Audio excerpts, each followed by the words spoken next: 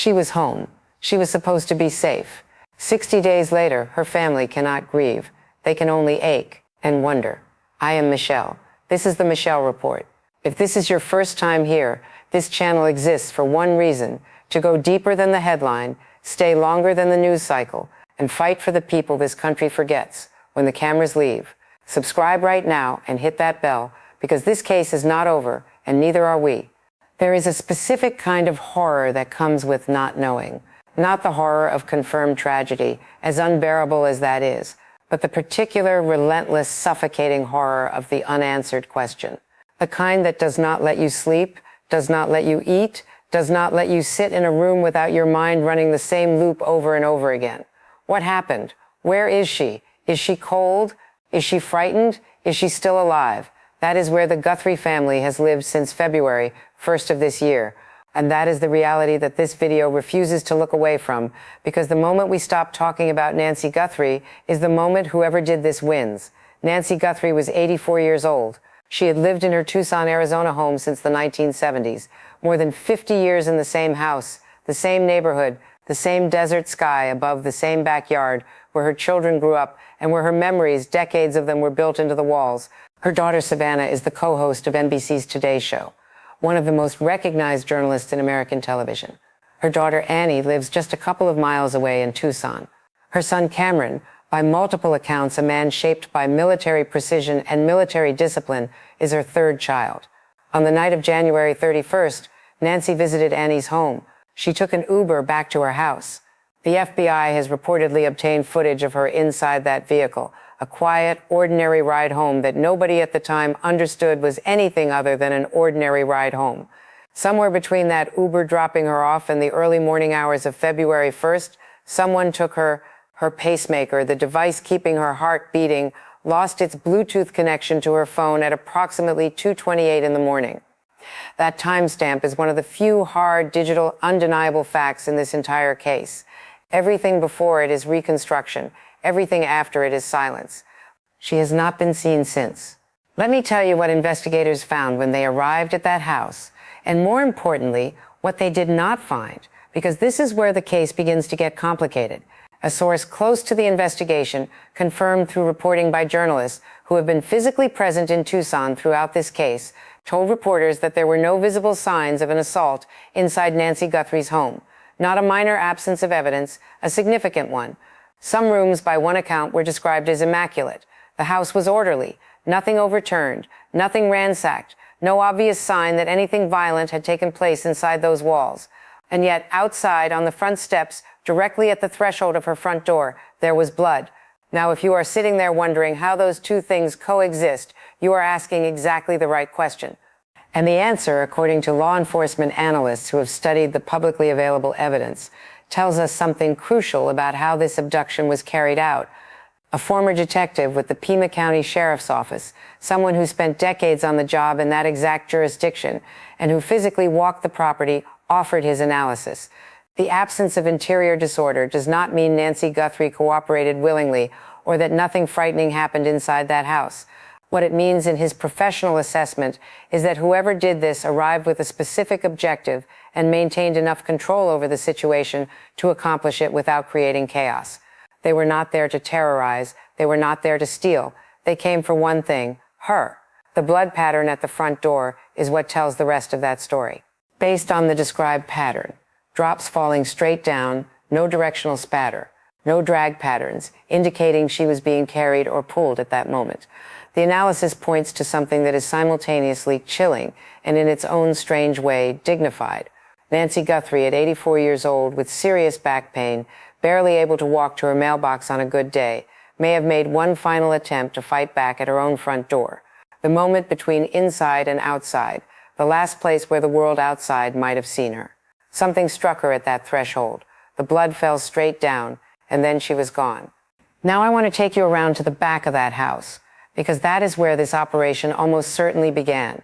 The desert terrain behind Nancy Guthrie's home is not what most people picture when they imagine a Tucson neighborhood. Thick brush, cactus growth covering every surface, power lines running overhead, no street lights, no ambient glow from nearby commercial areas. On a night with a partial moon or no moon at all, Investigators who have stood back there describe it as genuinely deeply dark, the kind of dark where you cannot see what is in front of you unless you already know the path. Whoever came for Nancy Guthrie that night, they knew the path. Savannah Guthrie confirmed in her first on-camera interview after her mother's disappearance that back doors at the property were propped open when Annie and her husband Tommaso arrived that morning. That detail set off a chain of investigative questions that experts are still working through. How were the doors propped from outside, from inside, and what was used? According to reporting from multiple outlets, the alleged abductor used one of Nancy's own flower pots to prop open the back gate.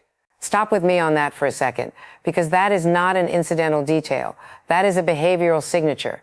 Forensic criminologist Dr. Laura Petler, a deputy coroner commander with direct experience in homicide and missing person case methodology, explained the significance of this kind of evidence in terms that are worth sitting with. When an offender interacts with any object at a scene, the choice of that object over any other available option is meaningful. Why not a rock? There were rocks in a desert yard. Why not a tool brought from outside?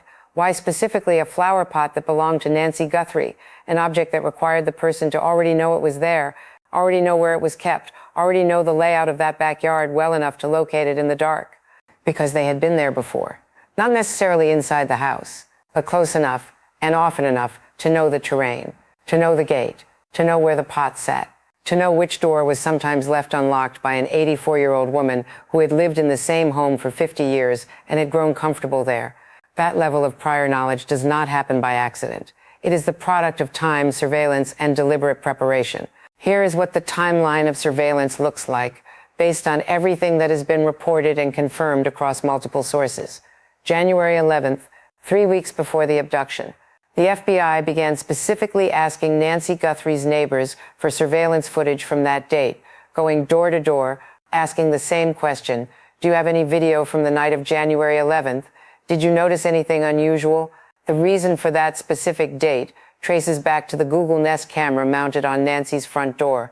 According to reporting by News Nation's Brian Enton, Google initially indicated that one of the images captured by that camera showing a figure at or near the front of the property may have been taken on January 11th. Google later qualified that statement, saying they could not be fully certain of the exact date, but the image exists, and the presence of that image on or around that date means one thing: someone was at or near Nancy Guthrie's home 3 weeks before she disappeared. Then there is January 24th, a second date that investigators have specifically asked neighbors about, the weekend before the abduction.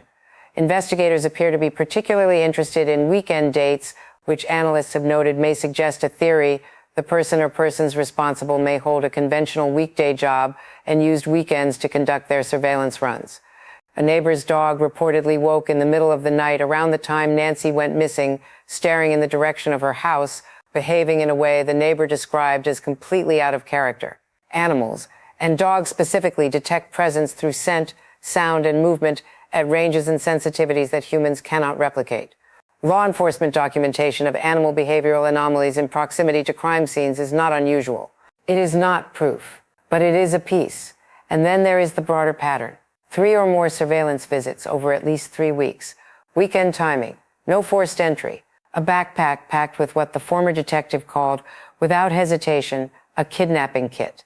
A figure who appears on camera but has not been publicly identified after 60 days of investigation. Former FBI analysts have been consistent in their assessment. This was not impulsive. This was not a crime of opportunity. Someone studied Nancy Guthrie, studied her home, studied her neighborhood, and then when they were ready, they moved. There is a detail about the front door of Nancy Guthrie's home that has not received nearly enough attention in most coverage of this case. Her front door had a security door in front of it, not a screen door, not a decorative grate, a reinforced security door, the kind with solid bars, the kind that is specifically designed to prevent unauthorized entry from the front of the house. Many homes in Tucson have them.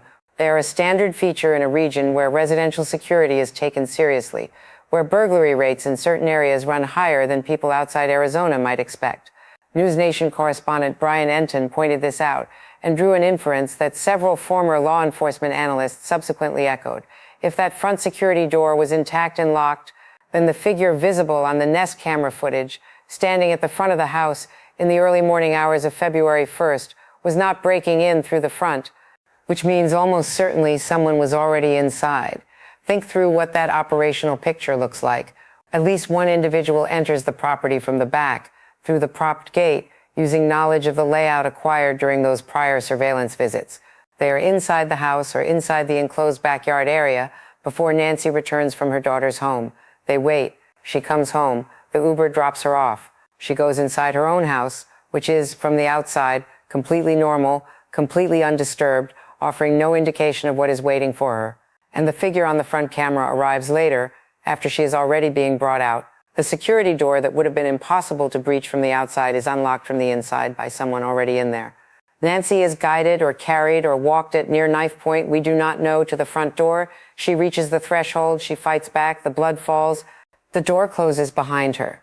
The former detective was direct in his assessment of how many people this requires. Not one, probably three. One inside, one at the front, one in a vehicle parked down the street, far enough from the house to avoid any camera that might capture a license plate, close enough to receive Nancy and leave the neighborhood before anyone noticed anything was wrong. 3 people, a coordinated plan, and a neighborhood that went to sleep that night, not knowing what had just happened. 3 houses down. I want to stay with the crime scene for a moment, because what happened in the first hours after investigators arrived at that house is something that forensic experts have described with increasing bluntness as a serious problem. The crime scene was not properly secured. That is not speculation. That is the assessment of multiple forensic professionals who have examined the publicly available information. Forensic Professor Joe Scott Morgan, who has spent decades training law enforcement investigators in evidence collection and crime scene methodology, described what he observed in the available footage and reporting as, in his words, a train wreck. Let me explain what that means in practical terms. The front door mat. The suspect captured on the Nest camera walked directly across that mat. If there was blood outside the door, and there was, the statistical likelihood of blood deposition on that mat, and potentially just inside the threshold, is extremely high. Blood soaks into the weave of fabric materials. It is difficult to see on dark-colored mats. It does not disappear. But it must be collected correctly, using proper forensic protocols, before the scene is opened up to additional foot traffic. If investigators walked through that scene before forensic teams had a chance to document and collect every surface, if the mat was left in place, if the interior entry area was not immediately treated as a primary evidence zone, then biological material that could have provided a DNA profile may have been contaminated, compressed, or rendered forensically unusable. There is also the question of a technique called electrostatic imaging, a method that uses electromagnetic fields to lift footprint impressions out of dust on surfaces, footprints that are invisible to the naked eye, footprints that reveal shoe size, tread pattern, gait, and potentially a match to a specific individual or specific brand of footwear. Investigators working the case examined shoe tread patterns visible in the blood on the front porch, specifically looking at Ozark Trail hiking boots, the same brand as the backpack visible in the suspect footage, both available at Walmart, and found what appeared to be visual consistency between the tread pattern and marks near the door. But electrostatic imaging only works on an undisturbed surface. Once people walk through, even with protective coverings on their feet, that evidence is gone. Former prosecutor and crime victims advocate Nancy Grace, who has covered violent crime cases for decades and who personally handled countless crime scenes as a felony prosecutor in Atlanta, was characteristically direct. The Pima County Sheriff's Office let people walk through that scene. She described it as one of the fundamental errors of the entire investigation, one that, regardless of what other evidence is eventually developed, will provide defense attorneys with a line of attack that no prosecutor wants to face at trial. Words matter here. Evidence matters here. And in the first hours after Nancy Guthrie disappeared, some of that evidence may have walked out the door on the bottom of someone's shoe. Before we get to where the investigation stands right now, there is something we need to address directly, because it is the detail that has rattled this case in the past several days more than anything else. A new ransom note has surfaced, and what it allegedly says is deeply alarming. According to reporting from multiple outlets, the contents of this communication include language suggesting that Nancy Guthrie has gone to be with God. I want to be clear about something. This note has not been authenticated by official law enforcement sources. Pima County Sheriff's investigators and the FBI have not publicly confirmed its contents or its origin. In a case that has already attracted dozens, possibly hundreds, of fraudulent ransom communications from people attempting to exploit the family's grief for personal gain, The possibility that this is another fabrication cannot simply be dismissed, but criminologists who study ransom and kidnapping cases note that this kind of language carries a specific weight when it appears in this context. Past tense, religiously framed, closing a door without opening another one. It does not demand money. It does not make a threat. It makes a declaration. There are two primary interpretations of that kind of communication. The first, it is a cruel and calculated lie designed to cause the family to stop pushing, stop publicizing, stop generating the kind of investigative pressure that puts perpetrators at risk, make them believe the search is pointless, make them retreat into grief, make them go quiet. The second interpretation is the one that is harder to say out loud. Criminal defense attorney Mark Geragos, whose career has involved the highest profile criminal cases in recent American legal history, suggested in his public commentary on this case that authorities may be sitting on significantly more information than they have disclosed. His specific theory that geofencing and cell tower data may have already painted a picture of multiple individuals moving around Nancy Guthrie's neighborhood across multiple dates, data that, when compiled, creates a pattern that investigators can follow even if they cannot yet publicly name a suspect. If that data exists, and if it is as detailed as analysts believe it could be, then the investigation is not stalled. It is building quietly, methodically, in the direction of someone who thought they had covered their tracks well enough. The former detective who spent decades with Pima County said it plainly. The first person arrested in a multi-perpetrator case is almost always the first one to talk. And once that first domino falls, the rest of the story tends to come out fast. The investigation at this point has several active threads running simultaneously, and it is worth laying them out clearly because the full picture is more complex than any single news report has captured. The contractor angle. In the weeks leading up to February 1st, Nancy Guthrie's home was accessed by multiple contractors with legitimate work orders, an electrician working on an electrical panel replacement, a multi-day job along with HVAC technicians and reportedly roofers performing service work. These are individuals who had direct, authorized access to the interior of the home. They knew the layout. They potentially knew about the back door. They may have had information about locks, access points, and security camera placement. The FBI has been systematically tracking down every individual associated with those work orders. DNA collection, buccal swabs, collected from the inside of the cheek, non-invasive and highly accurate, is standard protocol in this type of investigation.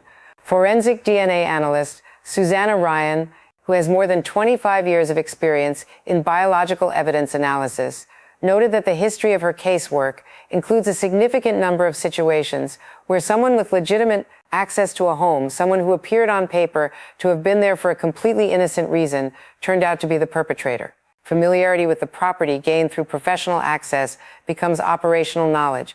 The question investigators are asking about each of these contractors is not just where were you on the night of February 1st, but what did you notice, what did you tell, and who else knew what you knew? The vehicle thread.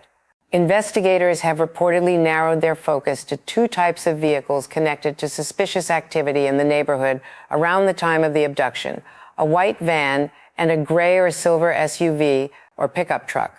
A gray Range Rover was towed from the parking lot of a Culver's restaurant approximately 2 miles from Nancy Guthrie's home 13 days into the investigation. Investigators also reviewed surveillance footage from a Circle K gas station on Oracle Road, roughly 1.5 miles from the house, in connection with a vehicle of interest. Neither of those leads has been publicly confirmed as producing an identification, but the geographic proximity, the vehicles appearing within a 2-mile radius of the property, is consistent with the theory that whoever took Nancy parked well away from the house and approached on foot. The genealogical DNA pathway. Biological material was reportedly collected from inside Nancy Guthrie's home.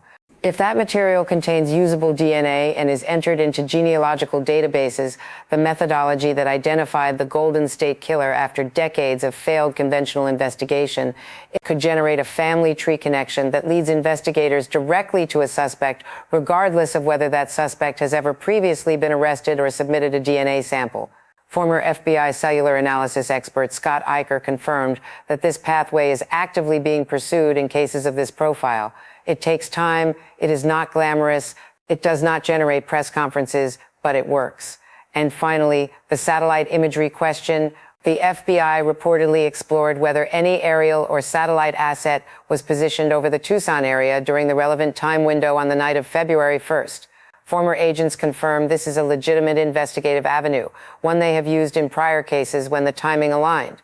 Whether it yielded anything in this case has not been disclosed. There is a thread in this case involving Savannah Guthrie's return to the Today Show that I think gets misread by a lot of people, and I want to address it directly, because it matters to how we understand everything that has happened publicly. She went back to work, people noticed, some people questioned it, some people were unkind about it online. What those people do not understand, and what mental health professionals who specialize in trauma and grief have been very clear about, is that returning to routine in the aftermath of catastrophic loss is not a sign of indifference. It is frequently the only available survival mechanism. You put one foot in front of the other. You go to the place where you have structure, where you have colleagues who care about you, where your brain has something to do other than run the same devastating loop on repeat. You do the thing you know how to do, because it is the only thing that makes the hours feel survivable. Savannah Guthrie sat across from Hoda Kotb, and she told the truth about what she was living through. She did not read from a prepared statement. She was not managed or polished or protected by a publicist's careful framing. She was a daughter, terrified, grieving in a suspended state that has no clean name, carrying guilt she did not earn, and asking the country to keep looking for her mother. She said they could not grieve, they could only ache and wonder. She said she had been calling hospitals from New York City the morning her mother disappeared, still hoping, still reaching for the explanation that made everything okay, still building scenarios where the answer was medical emergency and not the truth that was already becoming undeniable. She said her brother Cameron, the one shaped by military intelligence, by the trained ability to assess a situation without flinching, had told her that her public profile probably made her mother a target. And that observation, delivered matter-of-factly by someone who loves his sister and was simply telling her the truth as he assessed it, had the force of something much harder, because it closed the door on the last innocent explanation. It made it real.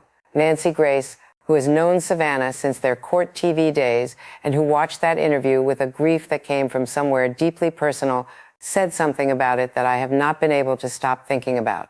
She said that when Savannah started apologizing to her mother through the camera, saying, "Mommy, I'm sorry, Mommy, I'm sorry," it took her back to the night she found out her own fiancé had been murdered. The feeling of not having words, of wanting to go somewhere dark and howl like an animal, because language was simply not built to hold what you were feeling. That is what this family is carrying every single day, and the person who put that weight on them is still out there. The investigation's leadership requires honest scrutiny, specifically regarding Pima County Sheriff Chris Nanos. Critics point to three major failures. First, the crime scene integrity. Failing to secure Nancy Guthrie's front door immediately risked losing vital forensic evidence during those critical first 48 hours. Second, FBI friction. Big-footing tensions delayed federal access to resources that eventually recovered the pivotal nest footage. Finally, the public posture, distractions from political fallout, and recall efforts have diverted leadership from the primary goal, finding Nancy. While field investigators deserve immense credit, the stink at the head remains a significant concern. Nancy's family is trapped in ambiguous loss. Without a body or confirmed death, the brain's pattern recognition machinery cannot close the loop on grief. This clinical trauma creates an agonizing oscillation between hope and despair. By sharing this pain, the Guthrie family highlights the plight of thousands of cold and quiet cases. May this national attention finally force resources toward every missing person, regardless of their profile. Evidence confirms this was a targeted, multi-person operation involving prior surveillance. From propped gates to geofencing data, the threads are tightening. With a $1 million reward on the line, the pressure is mounting. In multi-perpetrator crimes, the first to talk gets the deal, and the clock is ticking. Nancy Guthrie, an 84-year-old woman who raised a family in that home, was not an easy target. She was a victim of cold calculation. We won't stop until there are answers. Share this. Subscribe. We stay.